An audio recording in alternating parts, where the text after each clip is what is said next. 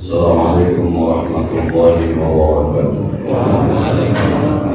Bismillahirrahmanirrahim. Wassalatu wassalamu ala Rasulillah Sayyidina Muhammad bin Abdillah wa ala alihi wa sahbihi wa man tabi'ahu ila yaumil qiyamah.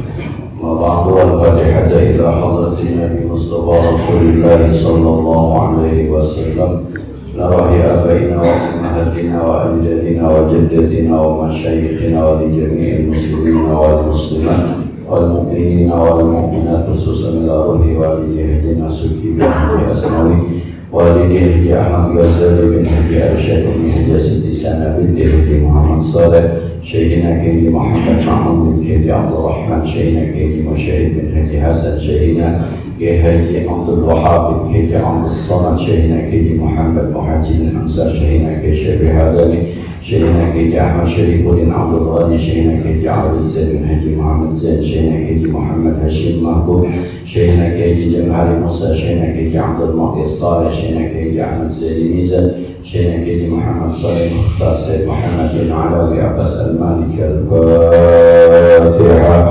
أعوذ بالله من الشيطان الرجيم بسم الله الرحمن الرحيم الحمد لله رب العالمين الرحمن الرحيم مالك يوم الدين إياك نعبد وإياك نستعين اهدنا الصراط المستقيم صراط الذين أنعمت عليهم غير المغضوب عليهم ولا الضالين رب اغفر لي ولوالدي وارحمهما كما ربياني صغيرا آمين.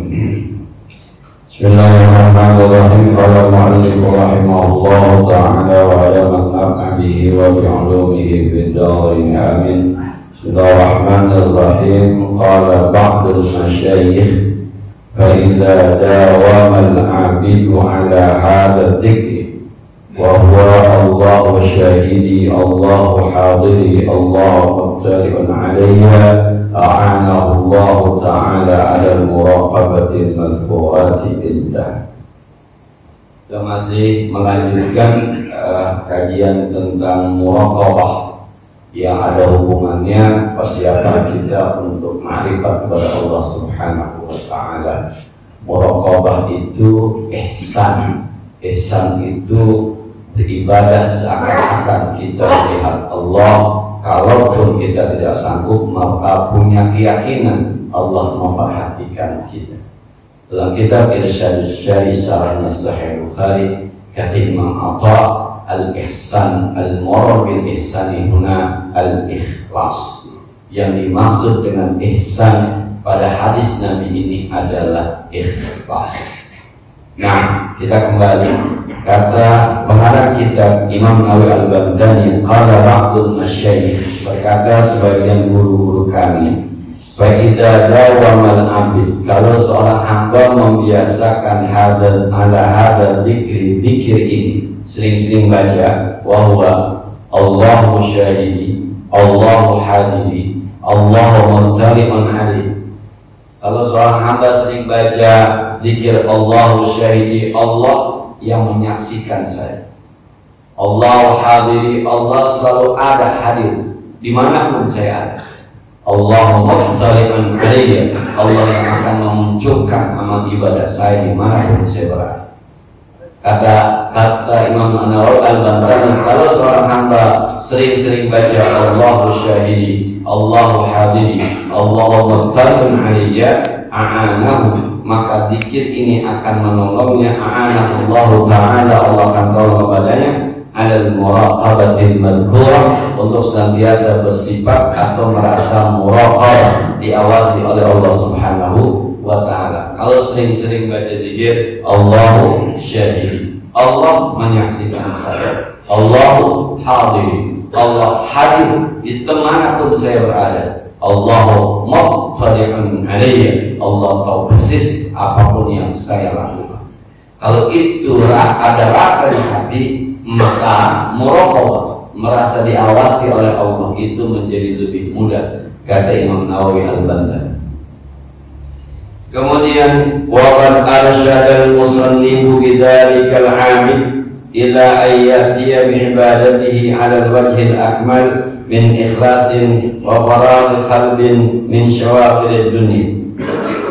mengajarkan musannif pengarang Bidayah wa Hidayah Imam Ghazali. Ini komentar dari Imam Nawawi Al-Baghdadi. Dia bilang musannif Imam Ghazali mengajarkan kepada kita bidzalikal abid, dengan itu semua akan seorang hamba ila ayatiya bi ibadatihi ala wajhil akmal, bahwa ia selalu mendatangkan ibadahnya dengan jalan yang sempurna, min ikhlasin, dari segi ikhlasnya, wa faragh qalbin min syawaghilid dunya, dan kosong hati dari kesibukan dunia.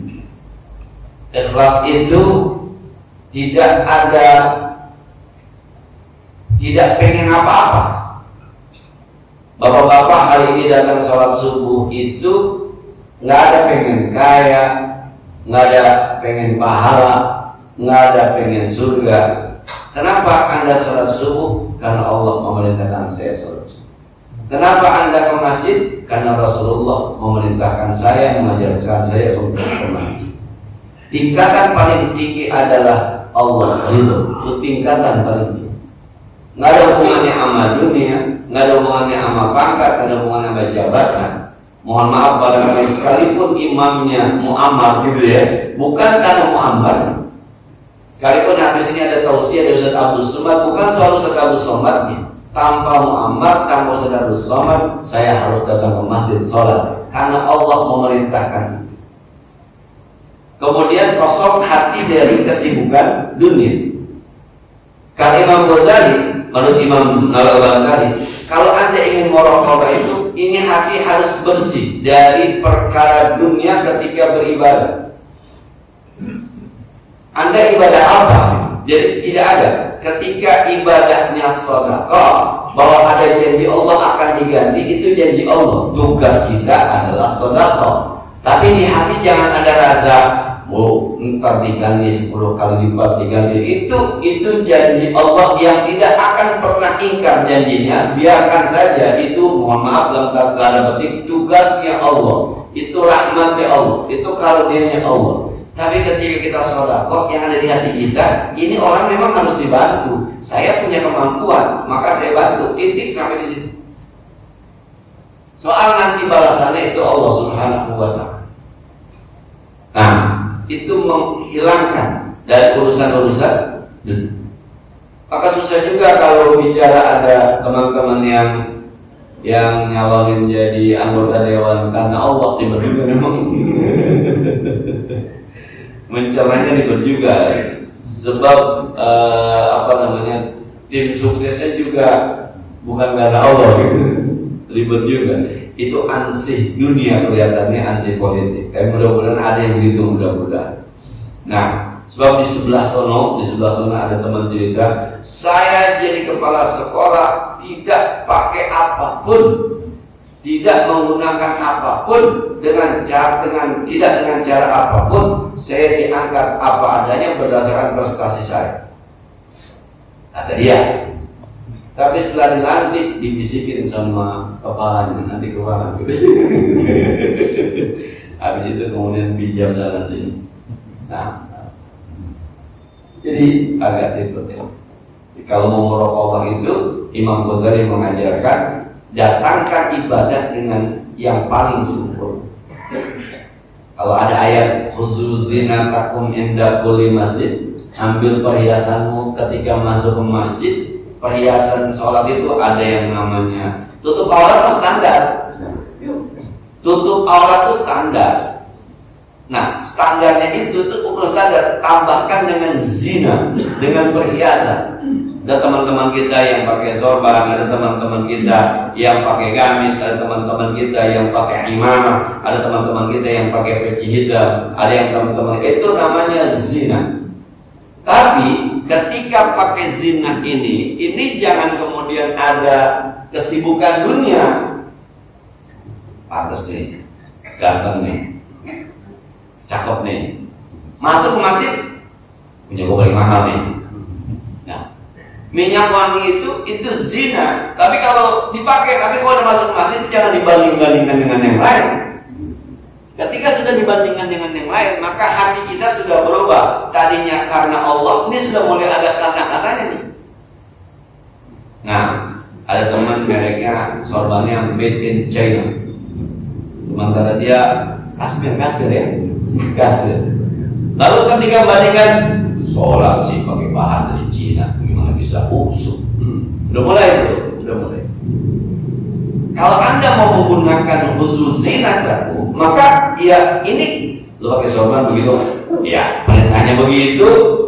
Maka ada yang sorbannya di sini, ada yang di sini, itu zina masing-masing. Ada yang di kiri, ada yang pakai imamah, itu zina masing-masing. Tapi tolong kata Imam Ghazali, tolong jangan ada kesibukan dunia ketika kita beribadah. Nah, ini nggak usah dipermasalahkan, Pak ya. Dia mau begini kek, dia mau begini kek.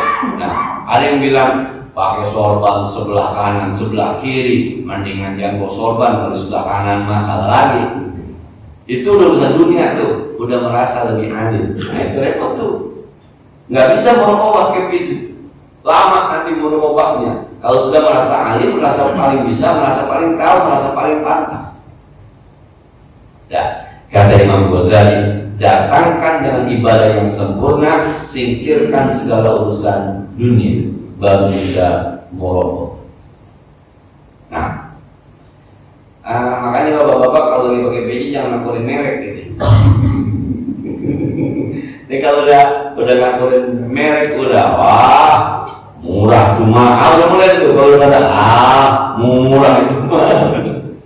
Sudah ada dunia sempurna dia datang, tapi masih ada urusan.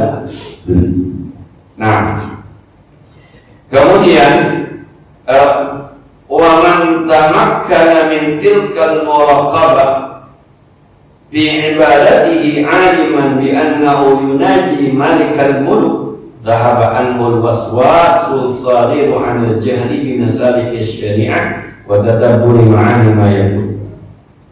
Wa man tamakkana, siapa orang yang bisa, siapa orang yang memungkinkan, siapa orang yang sanggup min tilkal muraqabah, dari muraqabah yang sedang kita bahas, dari merasa diawasi oleh Allah Subhanahu wa taala fi ibadatihi, dalam ibadahnya dia beribadah merasa diawasi oleh Allah Subhanahu wa taala. Aliman, dia juga paham bi annahu yunaji malikal muluk, dia sedang bermunajat, dia sedang berbisik mesra, dia sedang polokan dengan malikil muluk, Allah Subhanahu wa taala, rajanya para raja.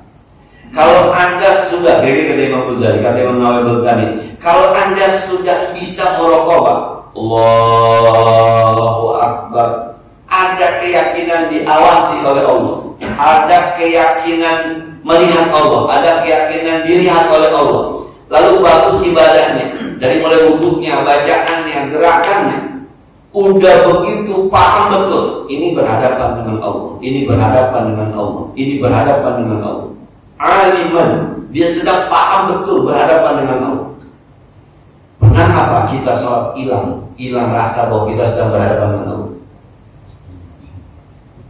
Nah, apa hilang dulu, Pak? Iya. Tadi kan 2 rakaat, kalau ada kan dibanding 4 rakaat, 2 rakaat cemen, kira-kira gitu ya.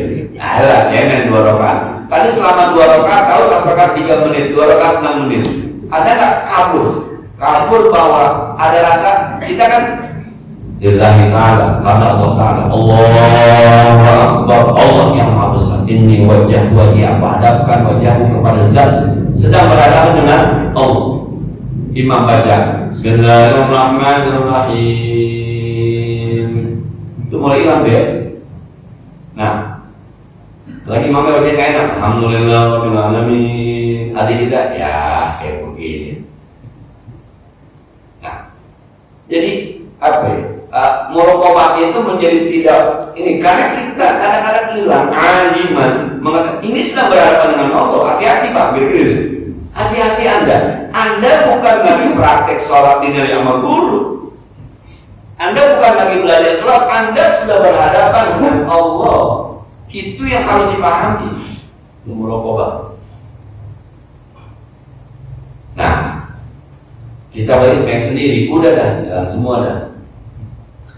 Kemudian Zahaba anhul waswasul sadiru ala jahli bimasalik syariah wa tadabburi ma'ani ma yakul. Maka kalau orang sudah paham betul berhadapan dengan Allah, merasa muraqabah, zahaba akan hilang anhu darinya al-waswasus sadir, waswas yang muncul dari kebodohan bimasalik syariah terhadap jalan-jalan syariah. Nah, apa ya? Kalau kita belajar usul fikih itu ada namanya pelajaran hukum syar'i, hukum syariah, yang di dalamnya ngomongin hakim, mahkum bi, mahkum alaih, dan hukum. Ini yang kadang-kadang kita yang ngaji fikih itu terjebak dengan jahli di masalik syariah, kebodohan dalam jalan-jalan syariat. Nah, saya pernah kasih tugas sama anak-anak murid. Saya bilang begini contohnya. Ada seorang, namanya syuhada. Syuhada umroh. Habis tawaf dia tahallul, baru sah. Sahkah tawaf? Sahkah umrohnya? Kalau langsung menggunakan fikih tidak sah. Karena namanya umroh itu tawaf dulu, sa'i, baru tahallul. Itu kalau menggunakan fikih. Nah, ansih. Tapi kalau menggunakan usul fikih, ada namanya mahkum alaih, ada namanya mahkum bi. Mahkum bi itu pekerjaannya. Sa'i, tawaf itu mahkum bi. Pertanyaannya, si syuhada tahu nggak rukun wudhu? Rukun umroh. Tahu nggak rukun umroh? Kalau umroh itu harus tawaf dulu, sa'i dulu, baru tahallul. Kalau dia nggak tahu, sah. Nggak tahu. Tapi kalau dia tahu, tidak sah. Itu kalau usul fikih. Nah, sekarang gini bapak-bapak, anak kecil lari-larian di masjid, dosa nggak? Enggak, sebab dia nggak tahu. Maka anak kecil kalau berisik di masjid bukan diomelin, tapi diarahin. Bukan diomelin, tapi diajarin. Tapi kalau pakai fikih, ngomel. Udah gua kata jangan berisik, masih berisik aja lu. Udah kata jangan lari, dosa haram. Nah itu tuh. Tuh kalau ansih fikih. Maka sebenarnya ini anak kecil, tidak tahu apa-apa, mestinya diajari, mestinya dibimbing. Ini kan nggak tahu bicara. Karena dia nggak tahu, ini mahkum alaih, maka tidak sempurna. Maka Pak, kalau kita berkenalan dengan usul fikih, ada namanya orang itu ada dua gitu. Ada ahliyatul ada ahliyatul wujud. Anak kecil tidak wajib sholat, setuju ya? Tidak wajib puasa, setuju ya? Sebabnya tidak ahliyatul ada. Tapi anak kecil wajib zakat fitrah. Itu namanya ahliyatul wujud. Anak kecil tidak wajib sholat, anak wajib tidak wajib zakat, tidak wajib puasa, tapi anak kecil berhak mendapatkan warisan. Ya, itu namanya. Hal semacam itu tuh yang kadang-kadang kalau bahasa ini jahli lisuluki syariah. Kita bodoh ketika menghadapi jalan-jalan syariat, mengukur orang itu dengan hukum yang sebenarnya masih terlalu banyak variabel yang mendukung. Yang terakhir Pak, ada namanya hakim. Hakim itu yang punya wewenang menentukan hukum. Siapa dia? Allah. Cuma satu, Allah. Nabi itu sekedar apa ya? Mubayyin, menjelaskan tentang hukum. Allah itu musbit, yang menetapkan. Nah, maka Al-Quran itu suci, tapi tafsirannya itu sangat-sangat bisa bertentangan. Qurannya suci. Ya, fikih itu adalah pemahaman. Nah, sekarang begini, kita ngaji fikih sama guru kita Kiai Haji Ahmad Syukran misalnya, guru kita Kiai Haji Ahmad Bureli misalnya, guru kita Kiai Haji Ahmad Syauqi misalnya, bisa.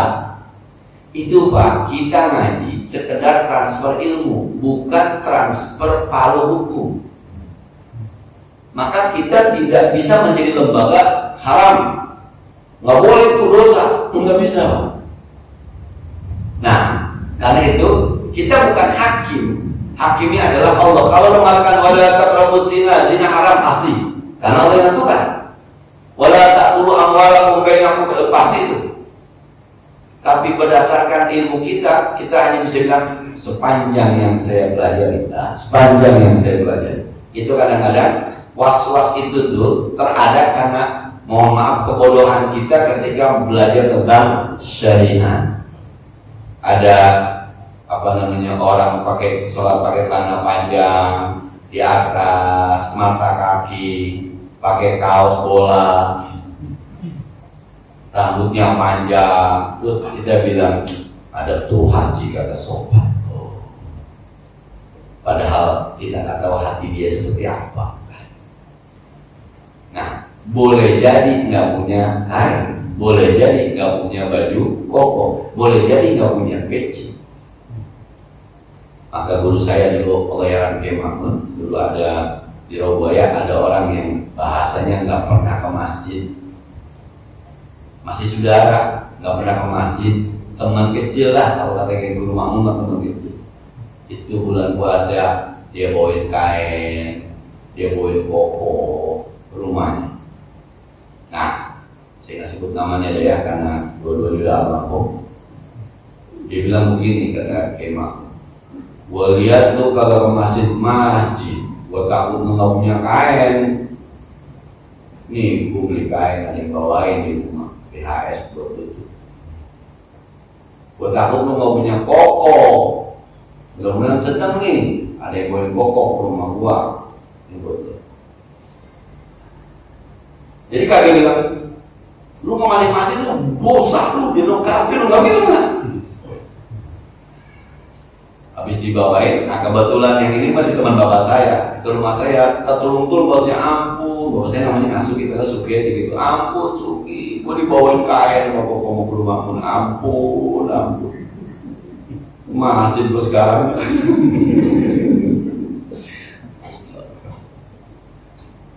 Tapi kalau pakai fikih kan ansih, udah tinggal haramnya doang, nggak melihat latar belakangnya itu kalau hadis. Itu yang was-was kita ini nih kalau ibadah tuh khawatir begitu doang. Ibadah puasa kita di rumah, orang lain ke pasar, terus kita bilang ya puasa main ke pasar, mana sempurna, apa aja dilihat, apa aja kelihatan. Di rumah aja puasa mah 11 bulan nyari duit, masih nyari duit ada 10 bulan. Gimana? Tapi gitu. Nah, itu was-was lagi yang merasa diri paling benar. Terawih 20 ngebut sembahyang apa itu? Lah itu kan urusan dia sama Allah, Bang. Kita yang pengen ngatam Quran aja sembahyang. Itu pikir itu yang kadang-kadang kata Imam Ghazali, itu was-was yang muncul karena kebodohan kita ketika belajar syariat. Maka ada fikih, ada usul fikih. Usul itu dasarnya, dasar fikihnya. Ini yang sebenarnya melahirkan fikih. Cuma sayangnya kita hanya pada level fikih. Nah, jadi nilai orang itu hitam putih, salah benar. Udah begitu fikih banyak mazhab kan? Kita juga nggak belajar perbandingan mazhab. Kita hanya syar'i madhaban. Dan itu udah merasa alim, udah merasa bisa. Semua orang diukur dengan itu. Ya, maka kan kalau bicara mazhab kita bertanya. Sekarang guru kita pakai gamis, saya pakai koko, pakai baju hitam, pakai baju putih. Siapa yang paling benar? Kan gitu pertanyaan. Nah, kemudian فَإِذَا كَانَتْ عِبَادَتُهُ كَذَلِكَ إِنْ فَتَحَ لَهُ فِيهَا مِنَ الْمَعَارِفِ مَا يَحْصُلُ عَنْ وَصْفِهِ كُلُّ عَارِفٍ. Kata Imam Nawawi tadi, kalau orang ibadahnya udah kayak gitu tuh, tadi tuh muraqabah, kemudian sempurna ibadahnya, kemudian dia datangkan dengan yang sempurna, kemudian juga dia merasa aliman, ada rasa sedang berhadapan dengan Allah Subhanahu wa taala. Karena kadzalika in fataha lahu biha min al-ma'arif ma yasulu an wasfi kullu 'arif. Kalau bahasa gampangnya, Allah akan bukakan berbagai macam ilmu kepadanya yang memang itu menjadi landasan orang-orang yang ma'rifat. Kalau ada orang yang ibadahnya kayak begini nih, nanti Allah bukakan ilmu. Yang orang kagak tahu dia tahu, yang orang kagak merasa dia merasa, yang orang kagak paham dia paham, yang orang kagak sadar dia sadar. Kalau ibadahnya udah kayak begini, ini yang saya somakan, kalau ngaji tasawuf itu jangan pakai otak, lebih bermain di hati. Otak itu dikit aja pakai, baca kitabnya pakai otak, okay? Tapi lebih pada merasa. Begini misal, ada teman-teman yang baca Quran, itu kan berhadapan dengan Allah, ibadah karena Allah, bukan macam-macam. Dia datangkan dengan sempurna itu bicara syariat, ada tajwidnya, ada makhrajul hurufnya. Nah, oke, itu oke. Kemudian ketika dia baca aliman, dia merasa sedang berbisik dengan Allah Subhanahu wa taala. Quran itu kan kata almarhum Ustaz JP Al-Bukhari, surat cinta dari Allah. Dia baca tuh dengan ayat Al-yawma akmaltu lakum dinakum wa atmamtu alaikum ni'mati wa raditu lakumul Islam dina. Merasa diawasi, merasa. Itu ayat yang dia baca, itu bisa membukakan ilmu baru bagi. Ayat yang dia baca, itu bisa membukakan ilmu baru bagi. Nah, kalau landasan ini, maka ada teman-teman coba lihat.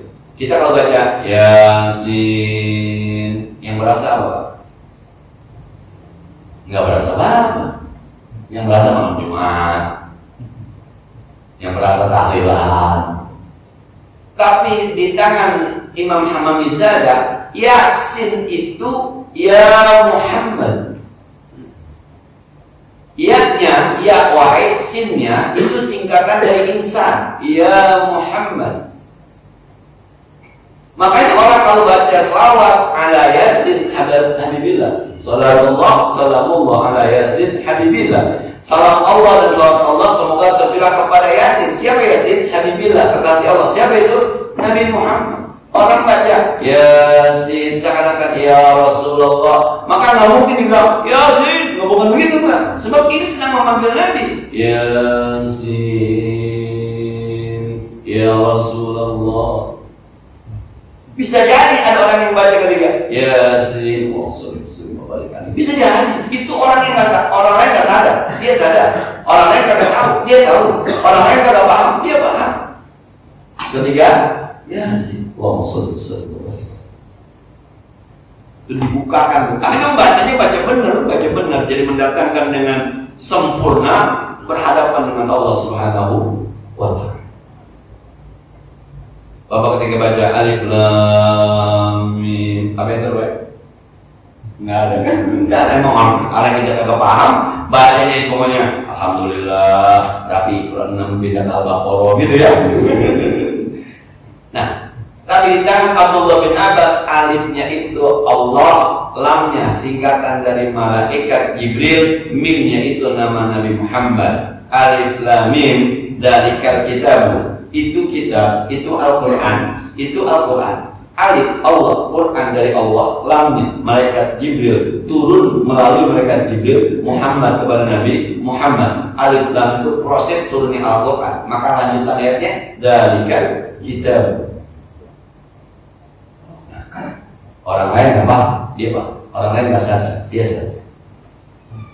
Nah, kira-kira kayak gitu. Belum lagi bicara tentang ibadah sedekah. Orang lain nggak paham bahwa ada kenyamanan, kesenangan dalam sedekah. Jadi ada orang yang ketika sedekah tuh kalau ditanya lu gue mana aja, gue kira aja, gue senang aja sedekah. Yang orang lain karena ketika dia sedekah itu dia mendatangkan dengan yang sempurna. Di syariat itu kalau sedekah kan harus istibsyar dan mustabsyar, yang ngasih ikhlas, yang menerima kirang. Sekali lagi pada saya contoh yang saya belum ngomong, ini bapak pulang ngaji, kemudian dikasih amplop sama DKM, isinya 5.000. Kirang kan? Yang ngasih ikhlas, goceng ikhlas lah. Nah, yang menerima kira-kira mana antri di pintu, Balik satu-satu dikasihin amplop satu-satu sampai rumah, buset, bonceng gitu.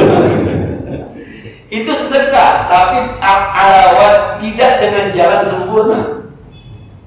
Kalau pakai jalan sempurna, kira-kira angka berapa sekarang minimal atau yang orang bisa senang begitu?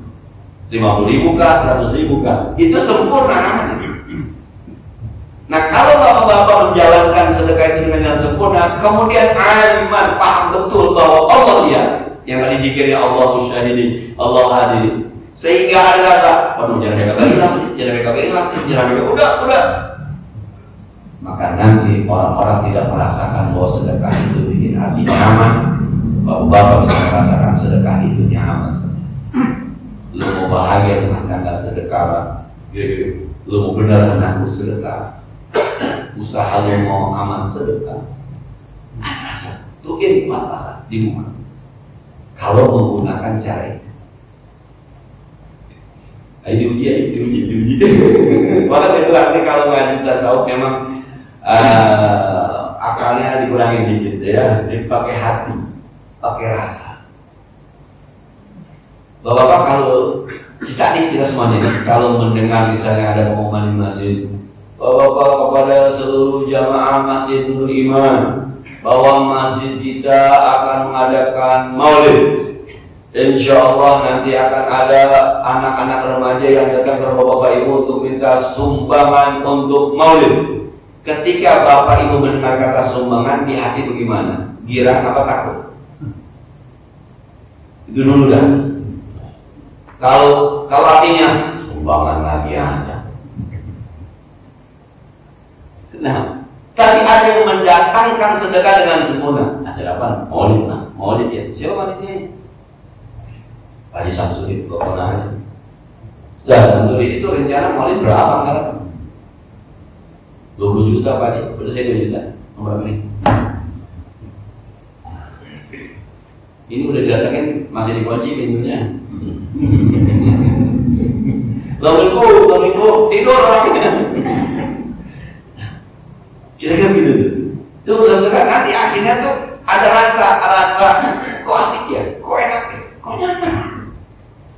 Infatah Allah akan bukakan. Sama Pak, saya kalau ngeliat guru-guru saya tuh ama ngajar kayaknya gurih banget gitu, ngajar gurih. Guru saya kayak Mahmud tuh roba ya, jam 7 mau berangkat operasi hernia. Subuh sih kan, terus dengan subuh jamaah nanti itu akan saya jemput, insya Allah saya akan berangkat ke operasi kejadian. Mau operasi nanti ngebrek. Nah, padahal kalau juga ngebrek kita kira apa? Guru saya kayak Mursyid itu kan Mursyid sering banjir. Kalau ngaji di Malam Plaza, itu banjir gerimis jarang aja. Sampai ketika udah nuain saya bilang besok kalau banjir gerimis, pengurus yang datang ke rumah kiai, mohon maaf, bawa bisyarahnya, bilang maaf kiai, banjir jangan aja. Kesian kita. Dia umurnya memang udah pengurus datang ke rumahnya, bawa bisyarahnya, bilang maaf kiai banjir jangan aja. Sebab kadang-kadang dia datang karena banjir, muridnya dikit, muridnya kurang ajar juga muridnya. Jadi kalau biasa ngajar gitu ngaji ada 100 orang, itu kalau banjir muridnya tahu banjir paling perek. Padahal udah berkali-kali muridnya kagak perek juga di bawahnya. Tuhan, kenapa? Karena dia merasa nikmat ketika ngajar. Ini karena muraqabah. Ada infaq dibuka nikmat. Nah, ini nanti membawa kita menjadi makrifat kepada Allah Subhanahu wa Ta'ala. Maka kesimpulannya kata Imam Ghazali, fata'adab ayyuhal miskin lahran wa batinan. Kalau dalam burungnya itu al-dalil baina yadillahi ta'ala ta'addubal abdul jalil al-muslim fi hadratil malik. Beradablah kau wahai orang miskin, miskin ilmu, miskin ma'rifat ini ya. Beradablah kalian wahai orang-orang miskin zahiran wa batinan. Adab secara zahir, adab secara batin. Zahirnya perbagus bacaan ketika sholat, perbagus pakaian ketika sholat, perbagus gerakan ketika sholat. Zahirnya perbagus ketika sedekah, perbagus ketika bicara tentang sedekah, perbagus ketika ngasih, tapi juga batinan, hatinya muraqabah, hatinya berbisik kepada Allah Subhanahu wa taala, hatinya ikhlas, ta'addub. Kemudian kata Imam Ghazali, baina yaday ta'ala, ketika Anda berhadapan dengan Allah Subhanahu wa taala, ta'addubal 'abdil dalil, seperti adab seorang hamba yang hina, al-mudnib yang penuh dosa, fi hadratil malik, di hadapan sang raja, al-qahhar yang bisa kapan saja membunuhmu, kemudian al-wahhab yang bisa kapan saja memberikan. Ini di dalam insyaallah minggu depan baru kita bicara tentang maksudnya. Terakhir kata Imam Ghazali, ketika Anda beribadah berhadapan dengan Allah Subhanahu wa taala, salatkah itu, sedekah itu, hadikah, umrohkah, baca Quran kah, maka jadilah Anda adab seperti seorang hamba yang hina, yang banyak dosanya, yang betul-betul butuh kepada Allah Subhanahu wa taala. Itu yang mengantarkan kita muraqabah, itu yang mengantarkan kita makrifat kepada Allah Subhanahu wa taala. Kalau kita simpulkan, yang pertama ada zikiran yang diajarkan oleh ulama deh, supaya bisa muraqabah. Allahu syahidi, Allahu hadiri, Allahu muttalibun alaihi. Allah yang selalu menyaksikan saya, Allah selalu hadir di mana saya berada, Allah yang meliputi ilmunya terhadap semua perbuatan saya. Kemudian yang kedua, ketika kita beribadah kepada Allah, yang pertama alim, kita paham betul kita berhadapan dengan Allah. Yang kedua, datangkan dengan yang sempurna, datangkan dengan yang sempurna. Dan yang ketiga, jangan tertipu dengan jalan-jalan syariat. Jalan-jalan syariatnya benar, cuma kita ketipu, kita yang ketipu, merasa paling benar, merasa paling tahu, merasa paling alim, sehingga berhak untuk menyalahkan orang lain. Nah, itu masalah syariat. Yang terakhir, beradablah kita ketika berhadapan Allah dengan adab seorang hamba yang hina, yang penuh dosa dan butuh kepada Allah Subhanahu wa taala. Saya kira ini nanti insyaallah minggu depan akan kita lanjutkan insyaallah. Sebagaimana biasa yang perlu kita diskusikan lebih lanjut bersama.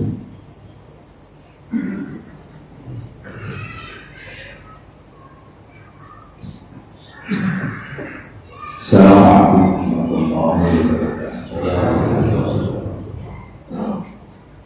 Seperti tadi nasihat kepada kita, begitu kita merokok kepada Allah, maka Allah membuka ilmu yang orang lain tidak tahu. Ini misalnya tadi seperti biasa, itu luar biasa. Tidak biasa, itu siapa yang tidak bicara? Ya sih, ya. Dan yang mustahil itu luar biasa. Nah, ini saya ingin bertanya, ketika saya membaca di dalam Al-Quran itu ayat yang terakhir, di ayat yang terakhir itu bunyinya begini: fa'amama yang ta'unasa fayang khusu. Ketika saya membaca ayat khusu bahwa apapun yang bermanfaat bagi manusia itu akan tetap tinggal di bumi. Nah, saya berpikir ketika kita melihat perkembangan di alam semesta ini, bahwa mereka mengatakan bahwa sumber energi apapun yang ada di muka bumi akan habis. Nah, saya melihat di sini, ketika membaca ayat ini merasa bahwa tidak tahu. Kalau itu energi itu adalah sesuatu yang bermanfaat bagi manusia, tidak akan habis. Sedangkan itu dipakai alat oleh mereka-mereka yang menguasai itu, teknologi, informasi dan sebagainya, yang menyebabkan itu namanya barang atau berisifat energi naik untuk kepentingan bangsa. Apakah ini merupakan suatu keilmuan atau satu sesuatu yang datang pada kita? Karena saya berulang-ulang melihat ini bohong kalau begitu orang-orang itu bisa. Mungkin saya mohon apakah ini merupakan satu keilmuan yang diberikan kepada kita ketika kita iman dan ketika kita membaca ayat ini yakin bahwa itu tidak akan habis selama manusia masih ada, selama dunia ini belum kiamat. Itu yang saya yakini dengan membaca ayat ini. Dan ayat ini mungkin merupakan ayat yang tersabiah dan sifatnya takwil. Apakah saya salah dalam memahami? Terima kasih. Assalamualaikum warahmatullahi wabarakatuh. Sebelum ke sana saya jadi teringat ulasan Menteri Pariwisata Sandiaga. Kenapa perang Rusia dan Ukraina itu lama? Sengaja dilamain karena Rusia dengan perang itu punya keuntungan 6 juta miliar dolar per hari. Sementara biaya perangnya cuma 1 juta miliar dolar per hari. Rusia. Makanya memang sengaja nggak dihabisin. Pas perang itu terjadi, itu Rusia punya keuntungan 6 miliar dolar dari jual minyak, karena dia kan 35% lebih murah dari harga. Apakah Indonesia ingin mengambil itu? Ya kata maaf, bego aja kalau tidak begitu. Jadi saya ingin mengatakan bahwa boleh jadi juga pemahaman itu bahwa jadi kita semua terperangkap pada pemahaman perangnya. Perang Rusia Ukraina, Rusia kejam Ukraina atau segala macam. Tapi di balik itu sebenarnya ada keuntungan Rusia 5 miliar dolar per hari. Maka ini perang jadi nggak bisa habis. Bukan soal ngabisin perangnya, tapi untungnya. Nah, dan kalau berkiblat berkaca dengan firman Allah, "Wa ma min dabbatin fil ardi illa 'ala Allahi rizquha." Apapun yang melata di muka bumi ini dijamin rezekinya. Mestinya tidak akan ada cerita habis bahan makanan di dunia. Tidak akan ada cerita habis. Artinya dia habis di satu tempat, mungkin di satu sisi, di satu model akan ada lagi nanti penggantinya. Orang boleh bilang energinya habis, tapi energi yang dimaksud apa? Nanti mungkin akan muncul terbaru. Seperti gandum susah, akhirnya ketemu juga kan. Coba ini diganti jangan bahan gandum. Apa namanya dulu? Yang apa tuh? Lagi dicoba kan? Sorghum. Ketemu juga. Nah, di Betawi itu yang namanya nasi kuning dari ketan. Ternyata orang jual nasi kuning di jalanan, nasi benar dikuningin. Nasi kuning juga namanya. Jadi akan ada yang ditemukan, akan ada. Kalau menggunakan ayat "Wa min dabbatin fil ardi", kemudian Allah kan sudah menjadi war-razzaqul karim. Allah memahami. Mestinya memang kalau pakai hati, pakai baca ayat, kita orang Islam nggak usah khawatir dengan krisis ekonomi, nggak usah khawatir. Sebab kan kalau belajar zaman dulu, kata ibu saya, bapak saya, dulu mah hidup nggak perlu duit. Dulu hidup nggak perlu duit. Lah mau makan ikan tinggal ngambil di kolam si pancingin, ada mujair. Mau masak tinggal ke kebun si serasem, banyak banget, kampung juga ada. Nasinya juga tinggal ngambil. Nah, orang sambelnya aja juga kagak pakai ditumbuk, dan beli pohon langsung digigit aja. Petai juga banyak. Apa? Dulu orang nggak punya duit kalau bingung. Dulu abisan nanti. Jadi saya setuju bahwa tidak mungkin ada yang namanya. Apalagi Allah janji wa may yattaqillah Allahumma radiya yarzuqhu min haitsu la yahtasib. Bukan Allah janji siapa yang kerja, siapa yang berusaha, siapa enggak. Yang Allah janji itu siapa yang bertakwa, kasih rezeki dari jalan yang nggak diduga-duga. Jalan yang nggak diduga-duga itu kan banyak model, termasuk itu tadi itu. Ada yang terbarukan. Nah, boleh jadi nanti tempe bukan lagi dari kedelai kan, kedelai susah. Nah, boleh jadi nanti bukan itu. Dulu kita susah BBM, gas yang ada, ketemu juga tuh orang masak pakai kompor gas, ketemu juga. Sekarang gasnya susah, nanti mungkin ketemu lagi. Dari mulai teknologinya kayu bakar, kemudian pindah ke minyak tanah, pindah ke gas, bisa jadi suatu saat akan ketemu lagi. Pasti ketemu. Nah, itu ya. Jika dia benar manfaatnya, Al-Fatihah. Alhamdulillahirrahmanirrahim, maliki yaumiddin. Iyyaka na'budu wa iyyaka nasta'in, ihdinas siratal mustaqim, siratal ladzina an'amta 'alaihim, ghairil maghdubi 'alaihim waladdallin. Allahumma shalli wa sallim wa barik wa barik ala sayyidina Muhammad wa ala ali sayyidina Muhammad wa nafa'na bima 'allamtana wa zidna 'ilman